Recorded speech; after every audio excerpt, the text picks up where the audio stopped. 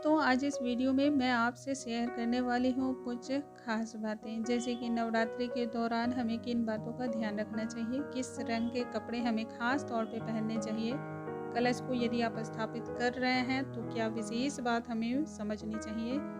इसके साथ ही यदि आप दुर्गा सप्तशती का पाठ नहीं कर पा रहे हो तो ऐसे में आपको क्या करना चाहिए, अखंड ज्योत यदि आप प्रज्वलित कर रहे हो तो ऐसे में हमें किन बातों का ध्यान रखना चाहिए, क्या हवन करना ज़रूरी है या फिर कन्या पूजन करना क्या ज़रूरी है, इन सभी बातों का आज मैं आपको जवाब देने वाली हूँ। नमस्कार दोस्तों, कैसे हैं आप सभी। उम्मीद करती हूँ आप सभी स्वस्थ होंगे, सुरक्षित होंगे और आप सभी को उत्तम भविष्य की कामना करते हुए आज का ये वीडियो स्टार्ट करती हूँ। जैसा कि हम सभी जानते हैं कि हिंदू धर्म में चैत्र नवरात्रि का विशेष महत्व है। इसके दौरान 9 दिनों में माता दुर्गा का पूजन किया जाता है और पूरे विधि विधान के साथ माता को प्रसन्न करने के लिए पूजन और उपवास करते हैं।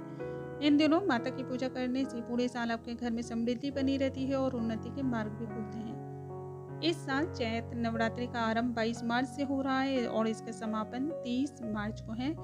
रामनवमी के साथ ही इसका समापन हो रहा है। खास तौर पर हम महिलाओं के लिए चैत्र नवरात्रि विशेष होती है, क्योंकि उनके सही पूजन से पूरे घर में सकारात्मकता आती है।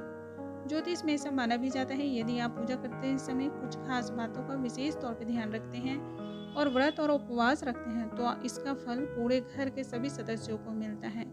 आइए जानते हैं नवरात्रि की पूजा में हमें किन बातों का विशेष तौर पे ख्याल रखना चाहिए। यदि आप चैत्र नवरात्रि में माता दुर्गा का पूजन कर रहे हैं तो ऐसे में आपको कपड़ों का विशेष ध्यान रखना चाहिए। पूजा के दौरान आप लाल और पीले, नारंगी जैसे रंगों का इस्तेमाल करें।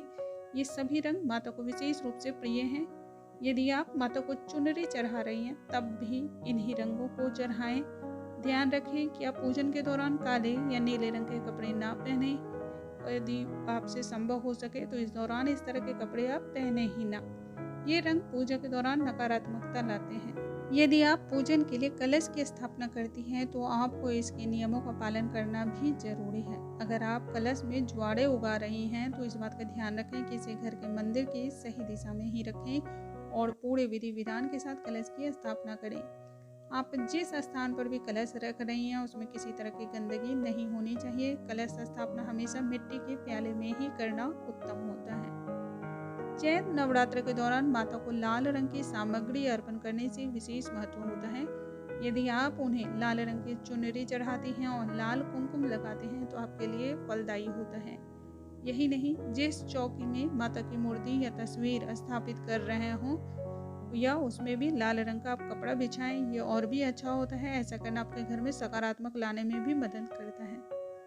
नवरात्रि के 9 दिनों में आपको नियमित रूप से माँ दुर्गा सप्तशती का पाठ जरूर करना चाहिए। यदि आप पूरा पाठ नहीं करवा पाती हैं या फिर नहीं कर पाती हो तो ऐसे में दुर्गा कवच का पाठ तो जरूर करें। कवच का पाठ आपको किसी भी समस्या से बाहर निकालने में मदद करता है और आपको हमेशा सफलता के लिए प्रेरित करता है। खास तौर पर नवरात्रि के 9 दिनों में दुर्गा सप्तशती और दुर्गा कवच का पाठ विशेष फलों की प्राप्ति भी करवाता है। आप नवरात्रि के 9 दिनों में अखंड ज्योति यदि प्रज्वलित करते हैं तो आपको ध्यान देने की आवश्यकता है कि ये कभी भी बुझनी नहीं चाहिए। अखंड ज्योति के लिए आप हमेशा देसी घी का इस्तेमाल करें और इसके साथ ही आपको इस बात का भी ध्यान रखना है, सुबह और शाम माता रानी की आरती जरूर होनी चाहिए। अगर संभव हो तो आरती के समय घर के सभी सदस्य मौजूद रहें। नवरात्रि में हवन करना जरूरी होता है। दोस्तों, ऐसा माना जाता है यदि आप नवरात्रि के इन 9 दिनों के व्रत और उपवास को करने के बाद हवन नहीं करते हैं तो आपकी पूजा स्वीकार नहीं होती है।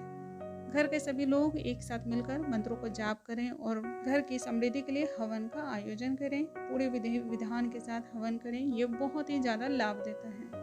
चैत्र नवरात्रि के दौरान कन्या पूजन का विशेष महत्व है। यदि आप 9 दिनों की पूजा के बाद 9 कन्याओं को और एक लंगूर को बिठाकर उनका पूजन करती हैं और उन्हें भोजन कराने के बाद उपहार देती हैं तो आपके घर में सदैव समृद्धि बनी रहती है। कन्या पूजन करने के समय सभी कन्याओं के पैर पानी से धो लें और उसके बाद उनके माथे पर कुमकुम का टीका लगाएं और उन्हें साफ आसन पर आप बैठाएं। यदि आप नवरात्रि पूजन में इन विशेष बातों का ध्यान रखते हैं तो आपके घर में सदैव खुशहाली बनी रहती है।